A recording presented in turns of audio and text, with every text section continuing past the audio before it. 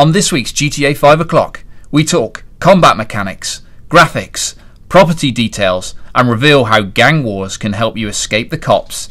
It's the only weekly GTA 5 show that's seen the game. It's GTA 5 O'Clock. Hi, welcome to this week's GTA 5 O'Clock. Hope you're well out there. I'm Tim Weaver. I'm here with Dan Dawkins. Welcome back, Dan. I'm biggity back, y'all. Well and rested after 2 weeks parental leave. I've never been as rested, Tim. This week we're going to talk about. We're terming it the ultimate preview, because what we're going to do is we're going to take our knowledge of what we've seen of the game demoed, and we're going to have a look at what some other outlets and critics have had to say about the game. See if they've added anything, and maybe answer some of the questions, because there has been a bit of mild controversy in the GTA 5 O'Clock office, Dan, because we know that our friends at IGN thought the game didn't actually look that good. Yeah, IGN pulled the game out a little bit for not looking that good, actually, as did Polygon, who are another of the big US sites. What we're going to do is look at the key pieces of opinion offered in those pieces, and also pull out, because some people saw little different incidental things that we didn't see. And also, at the end of your demo session with Rockstar, you do get to ask questions for half an hour. So we asked certain questions to clarify things in our session, but obviously these sessions went on with each outlet that saw the game. They might have asked different things. So what we're doing in this preview is pulling together all the little bits of info that might have slipped the net. I was talking to Tim just a minute ago and mentioned a few of them, and Tim went, I didn't know that. Yeah, so we're going to add some interesting kind of flesh to the bones, I think, and we're going to answer some of your questions at the end. But first, Dan, we're going to have a look at the 4 new shots that have been released in the last week, which we didn't get to cover on last week's show. We're going to take a very quick look at them. So let's tuck into them now. So, Dan, in this first one, we've got Trevor being pursued by the cops. Yeah, Trevor in sort of a big old muscle car. Now, this could be one of the cars that you get to customise, because all cars are customisable. I can't see anything blingingly obviously different and customised on this. The biggest thing is that the police are in active pursuit. As we know in GTA 5, the wanted level no longer goes up to 6 stars, but now is 5 stars, and uses a sort of slightly different, perhaps fairer system, where when you've got a wanted level up, you've got to escape the cone of detection that the police have got, and it's possible now to break the line of sight with the police, so you could hide in a motorway underpass, and that might be enough to escape detection. I've actually got a nice little bit of info about other ways to evade detection coming up. Okay, so in the next screenshot we've got Franklin on a motorbike. We can see the sheriff's department in the background. The guys on the left of the shot there don't look too concerned about the fact that he's escaping on a bike, but the guy on the right looks pretty annoyed about it. Yeah, and again, we're seeing, we debated this on a previous episode about who were the guys hanging off the back of the cars, and it seemed pretty certain now that is in fact the sort of police stroke SWAT teams. Yeah. Also, just note Franklin's helmet. We talked a bit in last week's show about how you can probably customise your helmets, because a lot of the helmets in the game have been different and had a different look about them. This underwater shot's interesting, Dan, because it ties that submarine obviously ties into a shot we've already seen. Yeah, it ties into a shot we've already seen, where in that one it was bobbing on the surface, wasn't it? And now we see it actively underwater. From what I can make out, and I haven't lightened the screenshots to confirm, there's nobody inside, so it looks like you've taken that down and come out yourself. I guess that's a one-man submersible. Yeah. Notice the sort of sun rays as well. That's very in line with what we saw in our demo. Yeah, the thing, again, we banged on about this at the time in our huge preview. It really is beautiful underwater.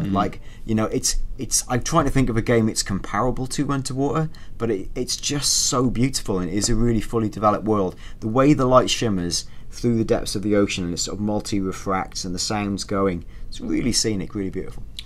Okay, and the last new shot is Franklin jacking a car. Yeah, again, obviously Grand Theft Auto is a big part of Grand Theft Auto, so that's not a new thing. The mechanic of him jacking it isn't a new thing either. What is worth noting is that there's a pedestrian in the background. Now, they're not doing this in this screen, but if pedestrians see you performing an illegal activity, there is a chance they'll pull out their phone and film you, and it could get you in trouble. Also, it's worth noting the sky in this shot is sort of reflective of the 24-hour weather cycle, and you've got almost like a purple shimmering evening glow to it. And again, that was a key part of the demo for me, was just this sense of beauty and daytime, and they really captured the ambience of what it felt like to be in LA to me. Okay, so those are the shots that got released just after we put the last episode to bed. We'll just quickly cover those off. Now, Dan, let's kick off with what we're going to be talking mostly about this week, which was some of the reactions elsewhere to the demo, some of the stuff that might fill in some of the things that we saw as well. Why don't you lead on this? Yeah, I mean, I thought it was interesting because we did our big preview, we chatted amongst ourselves, but I didn't have a chance to catch up with what a lot of the rest of the world was saying about the game. So I've been really fascinated to see what other websites and major outlets thought of it. So I've gone through and pulled out like the key bits of opinion they've offered. I'm not going to pull through every single bit of fact because we've done that. Yeah, I mean, we've covered it pretty extensively. But what I have done is I'm going to pull out bits of information they might have spotted that we missed, and bits of opinion that I either agree with or definitely don't agree with, and we can discuss them in context. So we'll start with taking a big preview from Polygon, big US website, and done by Russ Frushtick. Now he describes for him the big excitement in GTA 4 is big excitement in GTA 5 is the way it contrasted with GTA 4. He described GTA 4 as feeling like overcast and almost depressing, and then he said that GTA 5 to him feels like a holiday. I mean, we've sort of said something similar on the show actually for quite a few weeks, haven't we? Like this sort of brown tenement buildings of New York, juxtaposed with the beautiful sun-kissed beaches of Los Santos. I mean, it really does feel like a different place. Well, it literally is a different place. Yeah, it literally is. And you're exactly right. In terms of mood, it is much brighter and sunnier. More like LA than New York. And I think, that was a deliberate thing with Liberty City to feel quite grimy and oppressive. Yeah. This is much more open and free roaming, and there's more sunshiny, and it just feels like a brighter, happier place. So, yes, Russ, I agree with you. Where I don't agree with you so much is in his observation of the graphics. Now he says, these are his words, there were large chunks of this GTA 5 demo that were undeniably gorgeous, even though it was running on current gen PS3 hardware. That's something else to note. A lot of the previews, as we suggested, say that the game was definitely running on PlayStation 3. When we saw it, we looked because they were holding a PlayStation 3 pad. I didn't stand up and follow the lead to the actual dev kit, but according to some of the other sites, they did follow the thing, and it was definitely running on a PS3 debug machine. So, by all accounts, and this was what we corroborated anyway, the game was definitely running on PlayStation 3. And now he goes on to say, he talks about swelling rivers cutting their way through mountain passes. It looks really beautiful, but he says, at other times though, the current gen tech behind the game starts to show its age. High up in the air with the landscape spreading out for miles, it's hard not to notice some low resolution textures and models popping in the distance. Some jaggies here, some blurriness there. It says, as next generation game demos start making the rounds, Grand Theft Auto isn't the graphical jaw-dropper it once was. The hardware just doesn't seem to be up to the ambitious task that Rockstar is attempting. Well, listen, I don't think. I mean, you can tell the listeners what you think in a sec. I mean, my take on that is that I don't think for a minute it's the best looking game I've ever seen on a PS3 or probably on a 360. We haven't seen the 360 version, but it's probably pretty similar to the PS3 version. I don't think it's the best looking game I've ever seen. I think, for example, BioShock Infinite, that sort of opening hour in BioShock Infinite was some of the most beautiful visuals I've seen in this generation. I don't think GTA 5 comes near that. However, GTA 5 is infinitely, if you'll pardon the pun, more ambitious than anything else I can remember seeing on this generation of hardware. The scale of their ambition is incredible, and of course that is going to have some effect on the graphical fidelity. Having said that, I thought it looked really nice.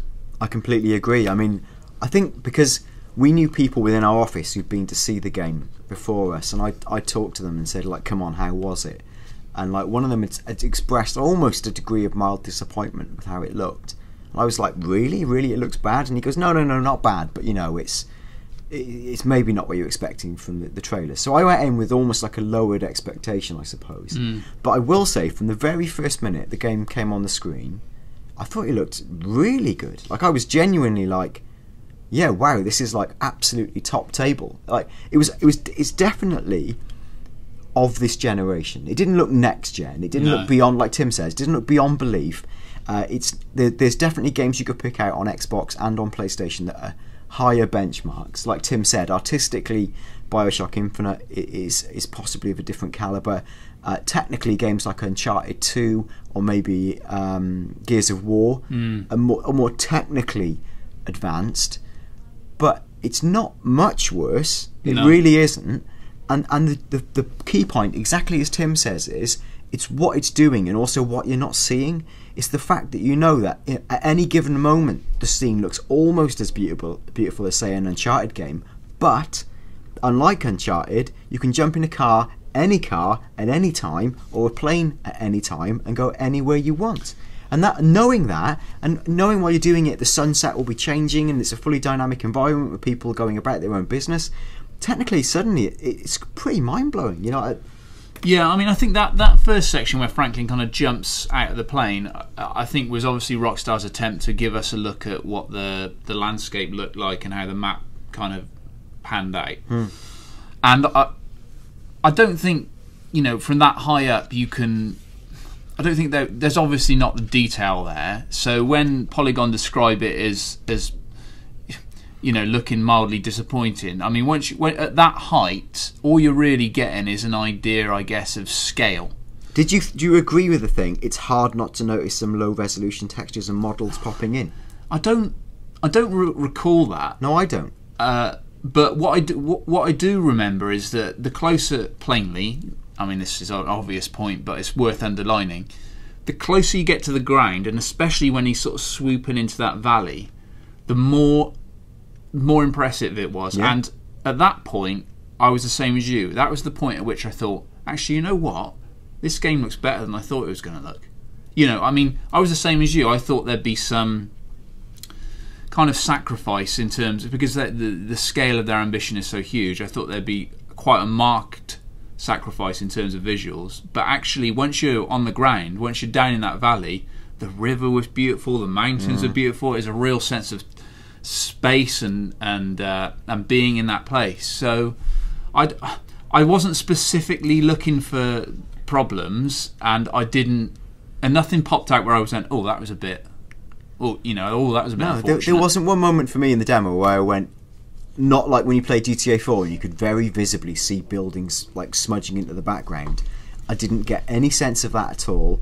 I'm not saying it wasn't there, but I was certainly far more taken with what was happening in the foreground and all the ambient detail than minor points of texture clipping. I'll be honest, if you're going to play this game and joylessly look for those things, you're going to find them. But it's idiocy. You know, I just honestly thought, given what it is, like 6-year piece of hardware, 6-year piece of hardware, I thought it was incredibly impressive. And again, the danger is of overselling that. So when people finally get it, they go, "Oh, it didn't reinvent the way graphics are made." Yeah, it's not going to do that. It's simply very good looking. What it is above all, it's beautiful, because it's a beautiful world that creates sort of genuine moments of like atmospheric and environmental beauty, like you would looking at a sunset, and that kind of thing. It's the wider picture that draws you in, rather than like you know, like in Gears of War, for example, like the fire effects are absolutely amazing, but they've, you know, everything else looks of a certain way, you know, it looks in a certain way, but GTA's scale, I mean, it's got this kind of city, it's got this countryside, and everything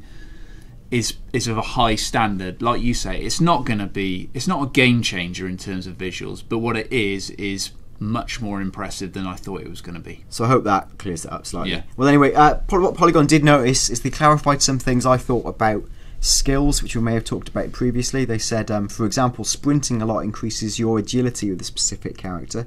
It says Franklin, who steals cars for a living as a repo man, is naturally better at driving, and his driving skills will increase faster than the other two protagonists.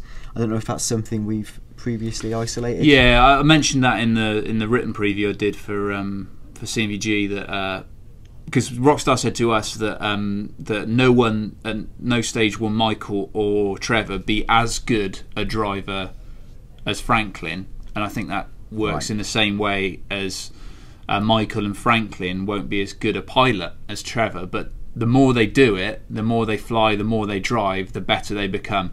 Because they did say to us, Dan, didn't they, that when Michael and Franklin first get in a plane, it'll be a bit of a bumpy ride because they haven't got the piloting skills that Trevor has. But you can obviously improve that over time. It'd be interesting to see how that actually translates. I guess it'll just be the degree of wobble you suffer. You know, like when you're actually flying, you'll have to do more correctional left and right taps, I presume, to keep things on an even keel. We don't know that. That's just speculation. We didn't actually play the game. We just saw it. You know, and again, I want to clarify this. People saying, "Did you see actual gameplay?" Yes, we did. Yeah. Like, we saw the game being played by a man holding a pad in his hands, playing through what looked like a live working build of GTA 5, and he took a very particular route through the demo, and it was quite stage managed. But he was actually playing the game. It wasn't a video. It was definitely being played. It was live, actual GTA 5. Yeah. Some other things that Polygon mentioned that they weren't shown but know about. They talked about the mini games. Now again, just let me know if any of these we don't know about. Mini games that are confirmed are yoga, skydiving, scuba diving. Now players can also participate in golf, tennis, triathlons, bike races. They can pick up hitchhikers, base jumping, and ATM robberies. Yeah, we know all that. I think we talked about that actually last week. I mean, we knew that you can skydive in the game. We knew that you could scuba dive in the game. I wonder, does that come under mini games, or is that just because mini games stuff like triathlon and tennis suggests some sort of competitive element, you know, especially triathlons.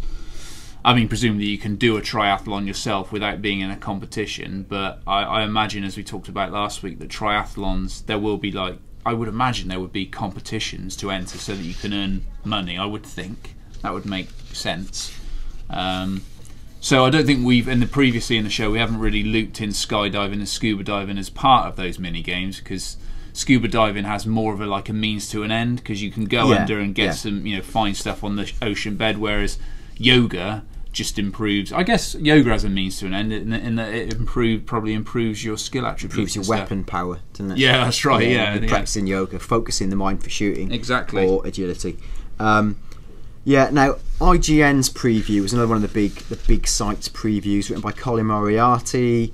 It was, I don't know, I guess largely positive. It sort of read to me like a guy who maybe doesn't play as much GTA. Maybe that's really harsh. Right, okay. That's really harsh. Maybe, Colin, you really love the series. But he said he had fears about the three-player nature of the gameplay, and he said a more focused experience would be desired.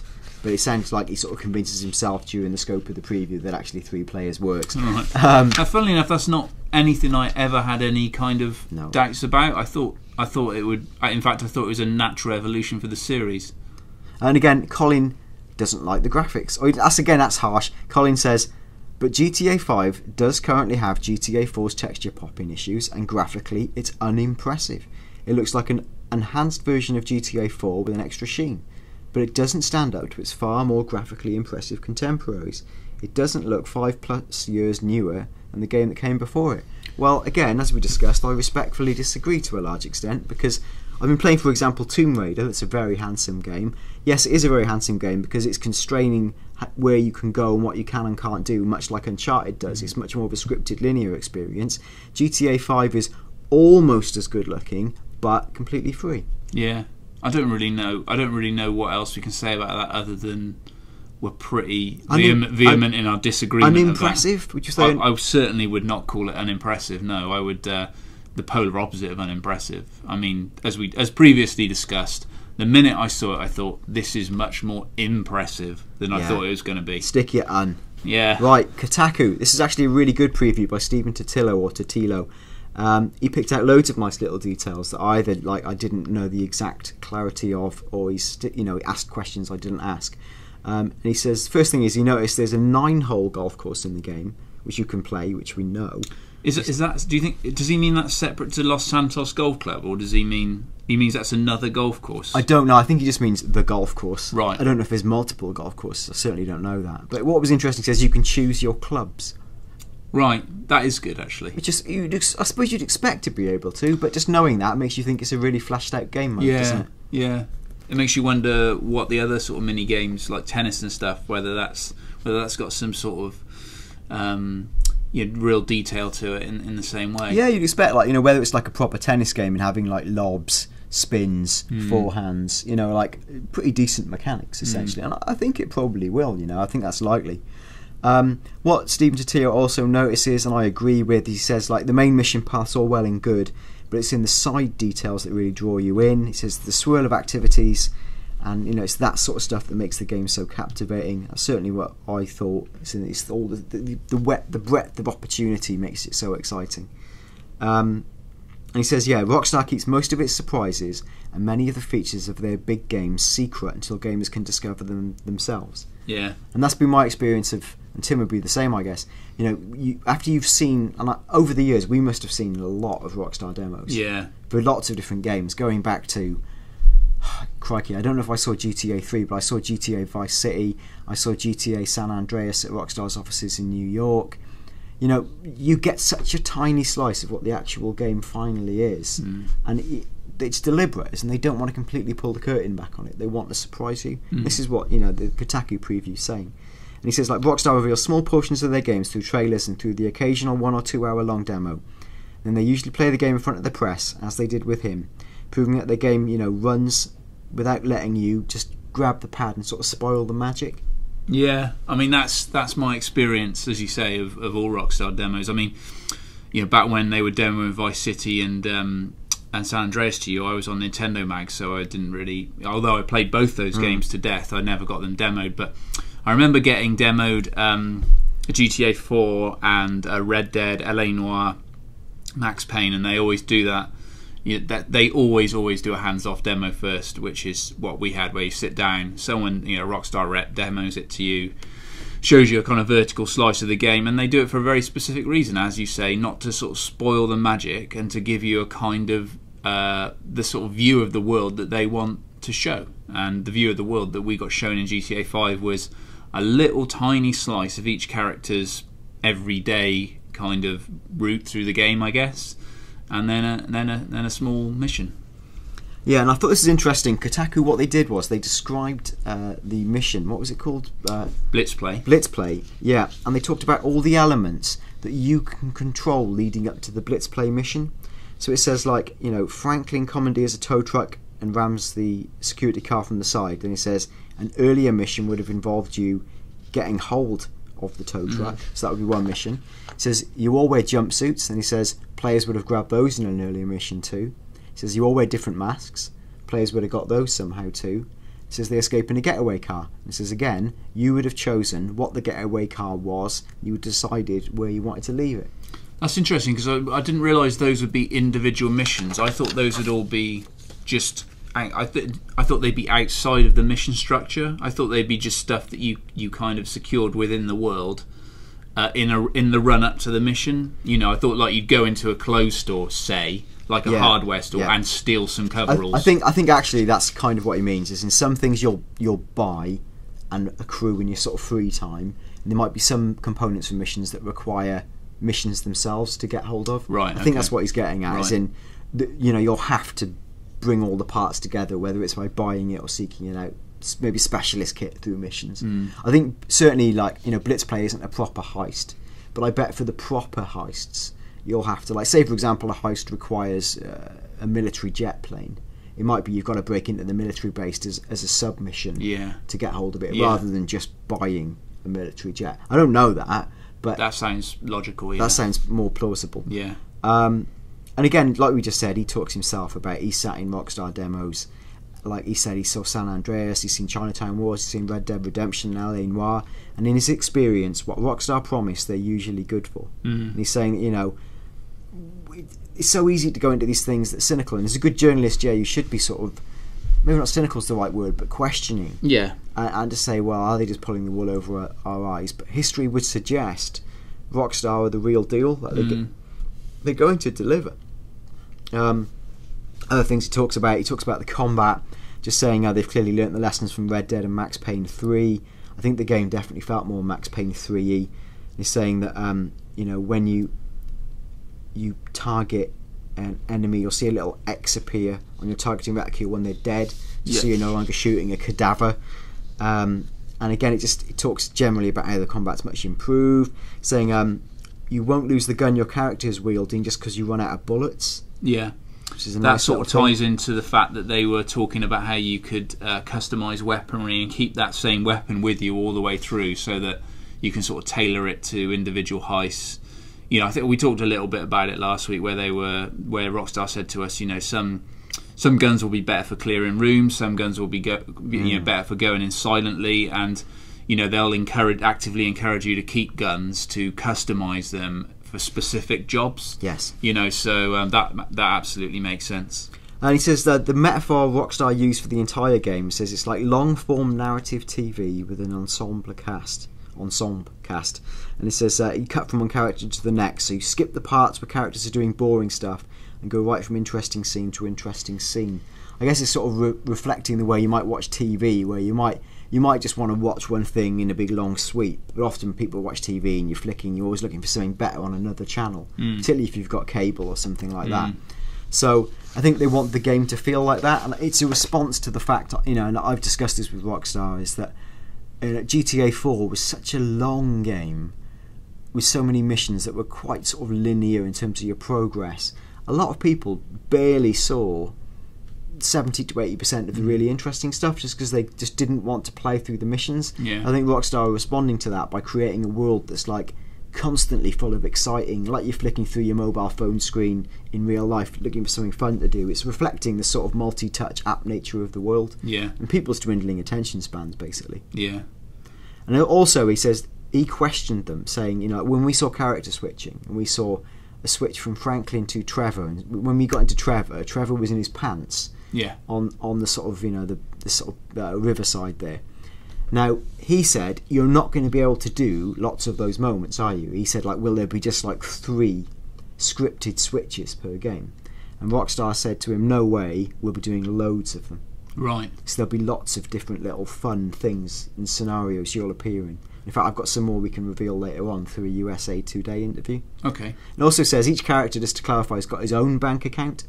Yeah. So they can manage their own purchases differently. I wonder how they contribute to missions then, whether they, because although you're only controlling one character at a time, you know, when they go to the heists, that all 3 of them are involved. I know that some of the missions, you know, you can do as you know, singly or with a partner or whatever, but say that 3 of them go to a mission and they prep for that mission.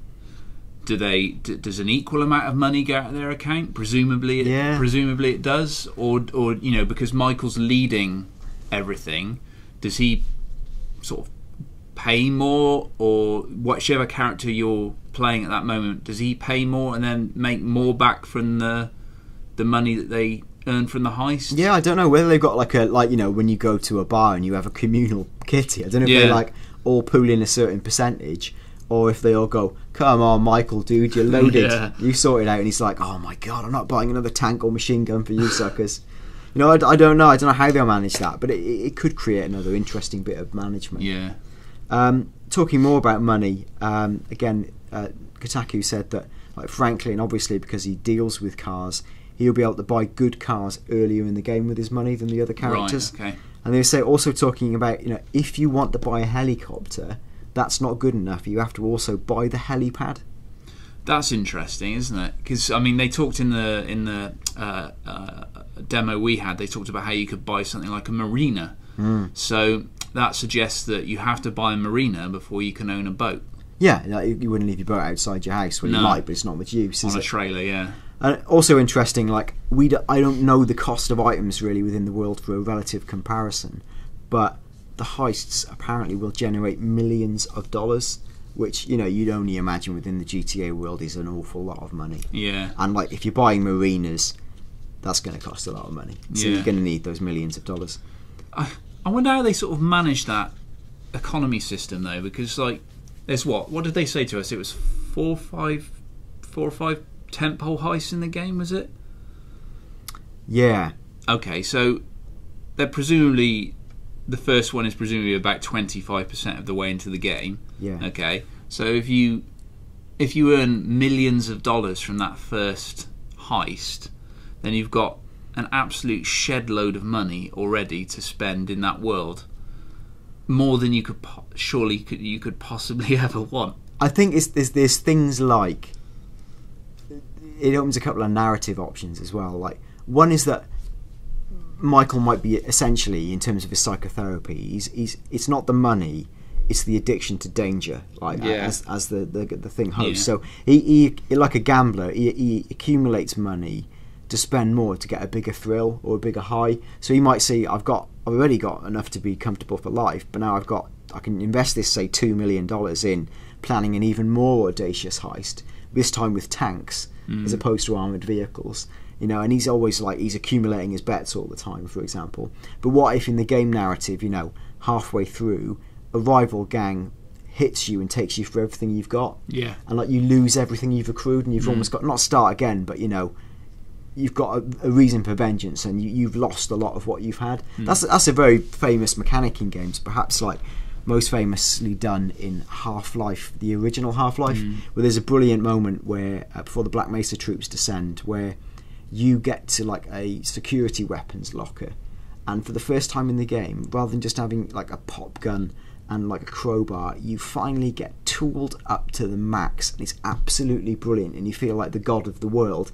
Within 15 minutes, you're crawling into an air vent, bloodied and shot to bits with not a single bit of ammo left, because after that moment of feeling like a god, you get attacked by like 30 or 40 guys, and you've got to use everything you've got to survive it, and it's a brilliant bit of pacing. I wonder if, you know, GTA will do a similar thing where you'll get to a point early-ish in the game where you feel like the kingpin, but you get taken hard, and then you've got to build up and go again. And I suppose as well, we need to take into consideration that it won't just be the 3 guys on these big heists. It's going to be, you know, 5, 6, 7 of you involved, and if you all survive, then that money's going to have to get split between you. And exactly like we said, like in previous episodes, you hire different calibers of, say, getaway drivers. So if you've done really well in your side missions and you've got a heist early on, you might want to hire like Ryan Gosling as your getaway driver and not Mr. Bean. Yeah. You know, that kind of thing. Yeah. So yeah, this is interesting as well. Kotaku noted they asked their demo room, they said, is this running on current gen? Right? Is the game running on current gen? I'll read these words exactly because I don't want to get this wrong. He said, yes, they said, the trailers are, in fact this is the trailers, the trailers are, as always, running in the game's graphic engine, mixing gameplay and cutscenes, and their phrase, not mine, is that it's current gen footage. Maybe what they capture for trailers is just staged really well, I don't know. Or maybe the graphics will look better and better as the game gets closer to release. GTA 5 is by no means ugly, it looks quite nice, but what I saw in trailers never looked current gen to me. What I played in front of me did. I think what he's saying is are the trailers being taken from a different piece of source? Okay, Dan, what I'm gonna do now is I'm gonna just interject there and because we've got quite a lot of people on the comments thread from last week's show asking us how close the graphics in the trailers are to the graphics we saw in game. And my response to that, I don't know what you thought, but my response to that would be exactly what Kotaku have just said. In that, I think the graphics in the trailers are better than the graphics we saw in the games, but not by leagues. You know, we're not talking like a massive difference, but I think they just are slightly better. I'd say like 20% better. Yeah. I think it's difficult to say, but I think the trailers are current gen, but because they don't look next gen to me. But having said that, I do think they just are a little bit more refined than what we saw in the game. I mean, what do you think? Yeah, I broadly agree with that. I think it's just the nature of trailers being from staged and dynamic angles without like you don't see radars or heads-up display or interface stuff on trailers. So naturally they just, through their sheer composition and staging, look better. They're largely taken from like close-ups, and you know, they show off the character models better. And then they, you know, so I think that's true. I think also a lot of even when you play GTA 5, you see it being played as we did. What the game does a lot, it does a lot of cinematic techniques. Certainly in the mission, I keep forgetting its name, Blitz Play. When you see like the security truck being rammed, you don't view it all from the eyes of the guy who's driving the truck. Sometimes the game cuts like to a third-person camera. Yeah, it did that a couple of times in slow motion, and it creates a very dynamic cinematic feel. So those sections look better because they are very deliberately staged in terms of how Rockstar want you to view them. It's the same graphics engine, but they're making it look better through their staging. I think that's part of the reason it looks better.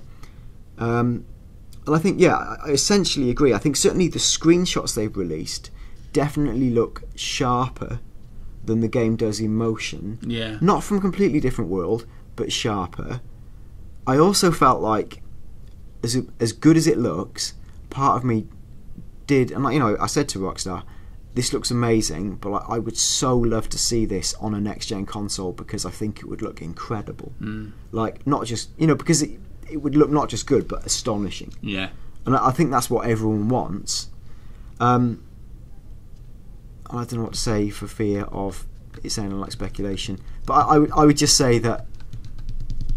I mean, we've talked a lot about how we suspect. Put it one way: a year ago, I said that this game will come out on next gen systems, and I'm not changing my mind. No, I mean we talked about it again last week, and I don't think anything we've heard or seen from Rockstar has dissuaded us that we were correct. Preview by Video Gamer. This was interesting purely because the guy who saw it, Simon Miller, said during the section you play as Michael, when you're driving, what's her name, the Hollywood actress, Lacey something, yeah, Lacey Jonas or something. That's it. Yeah, you're driving up to the Hollywood Hills. I think he said during his playthrough of that, he said that a deer ran out into the road as they were driving up. He doesn't say exactly where. I can only guess it's as he was carving up to the Hollywood Hills, because otherwise you'd be in the middle of the city with the deer, which would be mad. And he said that when the deer did that, he said the driver swore before swerving around it. That's great. I mean, we never saw that in our demo, but it does show how the sort of ambient world works, and how the world kind of goes about its business even while you're in the midst of missions. Yeah, I thought that was like a nice little bit of incidental stuff that we didn't see. Destructoid's preview, the only thing of note I thought was that Hamza Aziz says he's got to mention the music, and he says not the radio stuff but the dynamic score and how impressive it was. That was something actually that I thought was one of the standouts, was quite how well integrated the new dynamic soundtrack was. I thought the soundtrack was really good. We heard two, I think, Dan, didn't we? We had the sort of real ambient one where he was skydiving down into the valley. That's beautiful. And then we had the one that I thought sounded a lot like the opening track to The Dark Knight, where they're actually ironically doing the Joker's sort of leading that heist, and it's that Hans Zimmer kind of din din din din din din din din, and it had a real Hans Zimmer-y kind of feel to it when they were demoing the Blitzplay mission. So, yeah, I agree. I thought the soundtrack was a new and very welcome addition. Another good preview this, USA Today, who aren't necessarily obviously a specialist games outlet, it's always worth reading, I think, GTA previews in non-specialist outlets, because I think Rockstar slightly relax their guard and they give a little bit more access to these people in order to get them to do the coverage. They'll offer up people like Rockstar North's Leslie Benzies, who's a bit of a big cheese. We very rarely get access to Leslie Benzies, if indeed ever. I don't think I've ever had access to him. But there was one nice snippet in the USA Today article where they said they talked to Rockstar North president Leslie Benzies, and he says characters won't sit idle when they're not on screen. And as he used quotes from him, he says the player might switch to Michael as he's shopping with his wife, or to Trevor as he's being chased by the cops, or Franklin as he's chilling in front of the TV. The player might then take Franklin out to rescue Michael from the shops and go for a drink, or help Trevor deal with the cops. Now they're little incidental character switching moments that we haven't heard mentioned anywhere else before. Yeah. And again, Leslie Benzies, being a bit of a big cheese of the Rockstar world, is at liberty to reveal that stuff. Yeah. That's really interesting, actually. Shows a sort of dynamic of how the characters work when you're not controlling them. That's really nice.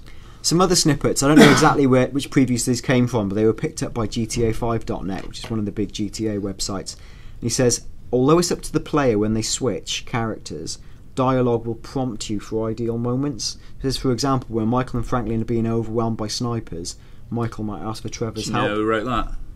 Is that Tim Weaver? That's Tim Weaver. Classic Weaver, isn't it? Classic Weaver, that Tim, is. That's brilliant. But if it's not me, then it certainly sounds exactly like what I wrote in my preview. Well, it's possibly, because that was the one preview I didn't read, because I knew we'd have read it. Okay, because it was literally you who wrote it. Well done, Tim Weaver. Thanks brilliant. Very much. Cheers. It says There's some restrictions to character switching, this might be you as well, such as how you can't abandon a character while you have a wanted level. No, that's not me. It says you have to lose the heat first. It says the character selection meter will let you know when you can swap out of character. Now, this is something we've talked about forever and all time. It says Michael's obsession with classic films translates into the in-game set pieces based on real-world movies. In the demo, the 3 characters mount a heist very similar to the one from Heat. Yeah, it was a bit like the one from Heat, wasn't it? But well, it wasn't a bit like it. It was like the one from Heat. Oh, it's exactly like it. So I wonder if actually, like Michael's thing will be in relation to my thing about being an accumulative gambler. If he's just essentially trying to live out his fantasies. So, like, is he watching, as we've said many times, like, is he watching the GTA world's equivalent of Die Hard? And does he want to carry out a Nakatomi Plaza-style heist purely because he wants to live out his action movie fantasies? And it allows them much more clearly then to directly rip off real films, because it's like Michael's literally doing the same. Yeah, it's a great excuse for them. I mean, James and I talked about this on last week's show, saying there's that, you've probably seen it, Dan, while you're off, but that screenshot of them all atop that bank tower. Yeah, that's and exciting. It looks very much like a sort of Nakatomi. It could be like a Nakatomi Plaza style, descent into madness. I definitely want that. I think that's going to be exciting. Yeah. Game Informer's piece, their preview. This is their follow-up preview, not the original preview they did. This was actually really good, also, and contained some nice information I haven't read anywhere else. It was a nice sense of geographical distinction. They were talking about when you come out of in the parachute at the start. He says, looking out to the left as Franklin jumps from the plane, I can clearly see the Alamo Sea, which is the GTA version of the Salton Sea. Far in the distance to the right is downtown Los Santos, with skyscrapers reaching high into the sky. And it says, in between is a vast mountain range filled with trees, animals, and a wealth of dynamic activities. And he says, I can notice deers and wildcats roaming the mountain range, and a park ranger cruising the winding cliffside roads, which I think we also saw, didn't we? Now, also interesting tidbit, he says, Rockstar wouldn't give specifics, but when you explore shipwrecks, you won't just find money, there'll be other useful items. Oh, right. Now, that's something, again, I wonder what that is. It's, whether it's something you would use for the heist, a piece of industrial equipment, or... harpoon. Yeah, harpoon. Like, again, it's what would wind up on the bottom of the ocean that isn't just. Is it fuel canisters? Is it something like that? I don't know what else would be in a ship. Anything could be in a ship because that's how things get transported. Yeah. What would it actually be? Would it be like? This could be interesting. Something like a piece of industrial drilling equipment you could use to open a vault. Yeah. That might be quite cool. Yeah. That's an excellent addition, because they didn't say that to us. Yeah, I didn't know that. Now, we did notice this. When you're swimming, Rockstar says as long as you don't make sudden movements or swim too near the sharks, they may not notice you. We were told during our demo that they'd sort of tuned down the shark ferocity, because we swam past the sharks no problem at all, but it could be in the final game that you'd have to be much more careful about how you swim past the sharks. This was a great piece of info. This is stuff I didn't really know about, and maybe you did. The way gangs work in GTA 5. Now, obviously, San Andreas people look back at the gang war between the Ballers, Grove Street families, and Vagos, and they say, in the modern day, Los Santos is very different, and sort of the glory days of the gangs have gone, but the Ballers gang is still going strong. And it says what this means is, when you ride into gang territory, they don't automatically target you like they used to, but the thugs mind their own business unless you antagonise them by drawing your weapon. So if you drew your weapon in Ballers territory, you'd be in trouble. Right. Now it says, however, their extreme distaste for authority is more apparent. So when the police roll into their neighbourhood, the Ballers will open fire on the boys in blue. Now this can be used to your advantage, because if you're trying to shake a tail, because you've got a wanted level, you can drag the police through Ballers territory, and they'll start shooting at the police. Oh, that's really giving good. you a window to escape. I didn't know that. Again, No. I thought that was a really nice point. Also, there's some nice stuff on modding cars. It says the pay and spray businesses, you can get obviously full paint jobs, but you can tweak both performance and aesthetics on a level with Midnight Club. Now it says you can tune the engine, improve the suspension, buy new brakes, and make other tweaks to how the car handles. But if you trick out the engine too much, you can overtune the car, so it becomes sort of not as useful. So just be careful with what you're spending on the car. And it says, you can focus on paint job, wheels, window tinting, grille and spoiler. You can even customise your license plate. Right. So that explains why in the trailers all the license plates are different. Yes. I mean, we did, to be honest, speculate last week that, or maybe the week before, that was the case, but we didn't. We were maybe reading too much into the fact that in, I think, the Michael trailer, he starts off with a regular license plate and then ends up with that crystal with a 4 I thought that crystal one was a hint at Yeah. customised license plates. Yeah. Sounds like it is, doesn't it? Yeah. So that was good. They also, on property, they say the property you buy, as we've touched on, they have perks. For example, if you invest in a taxi firm, you'll never have to spend money on a cab ever again. Oh, right, okay. So that's, again, a nice bit of perk. And that's me, Tim. I'm out. Okay, so Dan, we get some quite regular questions asked.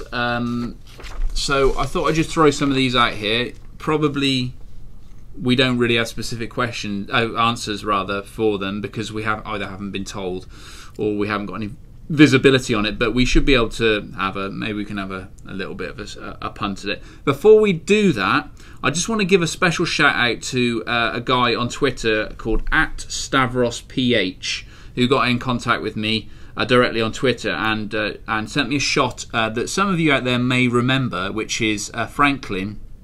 I think Dan, it was a picture that came with the the little Rockstar, as a pre-order incentive in the US, gave away like little stereoscopic viewer. Yeah. What do you call them? Telescopes that you could see 4 scenes from the game. It was like, welcome to Vinewood Hills, that kind of thing. Yeah. One of them was, I think, having fun at ZANCUDO River, and was a picture of Franklin skydiving into a valley. And you guys out there may want to go and check that out again, because what I completely forgot was that is pretty much exactly what we were demoed. So it gives you again a good idea of the kind of thing we were shown at Rockstar. Yeah, that's how it looked when we did the first few moments of the demo. So Dan, frequently asked questions this week. What are the graphics like? We've answered that. Can you go to the gym? Do you know, I don't know, Tim. Can you? Well, we've seen on Vespucci, let me get it out. Vespucci Beach front that there is the Muscle Sands gym.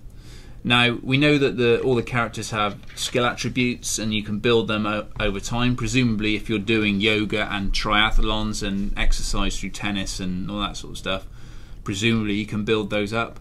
So it would make sense that you could go to a gym and maybe, I don't know, pump some iron or run on a running machine and build up those stats. But Rockstar haven't confirmed as much, have they, at all? And we know that they haven't gone into the same level of sort of RPG light elements that they did in San Andreas. You can't turn like Franklin into the Incredible Hulk or Michael into like the Machinist. Yeah, that's right. You can't take their body physique too far beyond the pale. They want to keep that consistent. So I think if you are going to the gym, it is to improve those like core stat attributes, and that will be reflected more in the way the game plays than aesthetics. People were interested in how melee combat worked and what sort of hand-to-hand weapons there were. We didn't really get shown any, so at this point it would be pure speculation. But we know the whole combat, situation has been improved, refined. I wouldn't say, I don't know what you think, Dan, but I wouldn't say the combat, and I'm talking about weapons combat here, is like the huge leap from GTA 4 that perhaps people were thinking maybe in their heads, but I think it's like small refinements. Yeah, in terms of what you mean, at close range attacks. Yeah. I know. Sorry, I meant just like the shoot, like in Blitzplay, the shooting and stuff. I mean, shooting. I thought because we weren't showing melee combat at all. Yeah, the shooting, like people have said in the other previews, was a bit more like Max Payne 3 if you've played it. Like it just handles like you expect a modern third-person combat action game to handle in terms of cover, your ability to move and roll and duck between cover. That all felt like standard, like industry standard, like good stuff, industry standard. We didn't see any melee combat. My guess is that, given that there's different ways to approach heists and people can level up in different ways, you're probably going to get perhaps certain weapons that will benefit you if you're undertaking a mission in a stealthy way, where you might have like certain stealth takedowns available if you've got, because is stealth one of your attributes? Yeah. So it could be that you get to a certain attribute level and you unlock a certain amount of takedowns. Yeah. And this will be sort of consistent with previous Rockstar games, almost like Manhunt, and things they've done in the past. I think that would flesh out, probably depending on the melee weapon you've got. Hand-to-hand combat, I've not seen. I don't think it's not going to be. It's obviously not a beat 'em up. There was decent-ish combat going back to like San Andreas, where they made the biggest leap with it. Actually, this was interesting. So we talked about this in a previous show. There was a UFC wrestler or someone who'd not you. Was he UFC? Yes. Who'd taken part in a casting call. No, he wasn't UFC. Professional wrestler. He was a quote unquote professional wrestler who we'd never heard of. No, it'd be funny if you could actually take part in like illegal or legal wrestling for money using some rudimentary combat moves. That's pure speculation. Like I don't know. I haven't seen it running. Okay, last question, frequently asked question. Will it come on multiple discs? I'm assuming they mean Xbox here, because a Blu-ray should be able to handle that world. What do you think? I would think so, probably. Probably, given that I don't think this game's any smaller than GTA 4 was. No. Like, it's considerably bigger. Now, they might have improved their compression techniques and various things. Again, I don't know it is a fact. I would speculate yes. Okay, a couple of specific questions just to wrap up this week's show. Yadan Hippies says, so let's say if you're playing as Michael and Trevor gets himself into trouble and dies, will you restart from where you last saved? You didn't explain it very well last week. So I explained it last week, and obviously not very well, Dan. Do you want to talk about that? You restart from the last checkpoint is what they told us, didn't they? When one of you dies. And I think they mean the last checkpoint as in that you all three of you pass through. Yeah, I guess so. I don't think they want a character to die, completely shifting the entire narrative thrust of the game. So what will happen is, and I don't know how frequent the checkpoints are placed. I don't know if it throws you like right back to the start of a mission, like pre-mission, or whether it throws you into like an interim point in the mission. Like, you know, when we saw the heist mission Blitz play, there was sort of a point halfway through where like helicopters came in and it got a bit more intense. Like, if I died after the helicopters came, I wouldn't want to be thrown all the way back to the start of the mission, but I might expect to be thrown back to when the chopper arrived. So I think it's more likely to be that kind of phased checkpoint thing, and it, you know, lets you correct a mistake you've made. Okay, D Tolls says, how do you change into the scuba gear? Are there changing booths near diving areas? Can you run around the city in diving gear? He just took the boat out and it was in the boat, wasn't it? Yeah, and did you see him physically slip it on, or did he just appear in it? I can't remember. I think he just sort of picked it up and then next minute he was in it, I think. Yeah, that's what I thought. I can't really specifically remember any sort of changing animation. That would just take too long. It wasn't like, again, like San Andreas, where he goes into his cupboard and he tries it on and just that, whoa, I'm wearing a diving suit animation. It was really seamless and not noticeable. And the thing they said about diving suits was that they'd be in only in certain places and in certain boats. Not all boats will have them, so I seriously doubt you'll be able to go into a shop, get a diving suit and run around the city in it. Yeah, I think again it's that thing of, it's not Saints Row, so I don't think they want you to be out for dinner with Amanda wearing a diving suit and like a phallus. You know, I think that's not their vibe. Okay, last question. Hunter Quinn says, do you know if you will have to pay for gas in your car, gas, petrol, whatever you want to call it, from wherever you are in the world? He makes an interesting point, saying, if you were doing a heist and you got to the getaway car that you've already prepped and you realised you had no gas left in it, I'm just putting it out there, it would certainly be an interesting dynamic. It would be a bit of a headache, wouldn't it? Because we do know, I mean, whether you do or you don't, we do know that you have to plan these heists down to the smallest detail, don't you? Yeah, and we also do know that you can ignite gasoline trails. So it's not beyond the realms that you'd have to fill up your car with petrol, but I don't know, it seems like one of those things again of like, how real do you want your game to be? Like, in real life, I don't enjoy putting in or paying for petrol. I especially don't enjoy paying for it. I think in fairness to him, he probably doesn't mean like, will there be a gas, you know, will I be able to watch him as he fills up the car? I think he means, will it come out of your money, you know, as you fill up the car? I guess, because the point is this time round is that they want you to stick with cars a little bit more, don't they? So you can customise them and stuff. So presumably you're not just dumping it and getting in the next car. So it's a kind of interesting question. It sort of it asks questions of the wider economy of the world, I guess. Yeah, whether it goes to that level, I don't know. It's like saying, will you have to buy phone top-up cards? You know, like, no. Okay, thanks for listening this week. We hope you've enjoyed it. We've covered quite a lot of stuff. Don't forget, you can subscribe by clicking on the screen now if you haven't already. Thank you to everyone who's got on board over the past couple of weeks. It's good to have you on board. We enjoy reading your comments. And please do also follow us on Twitter, Dan. Yeah, at GTAV O'Clock. I haven't checked for a week or so because I've been looking after a small child, but the community has rocketed over the last month or so, and like we've gone from like 1,000 followers to over 3,000. Everyone's playing really nice. It's really great to have loads of people involved and engaged. Please keep following and asking us your cues. So thanks for listening. Please put your comments down below. We'll try to answer more of your questions next week. In the meantime, goodbye.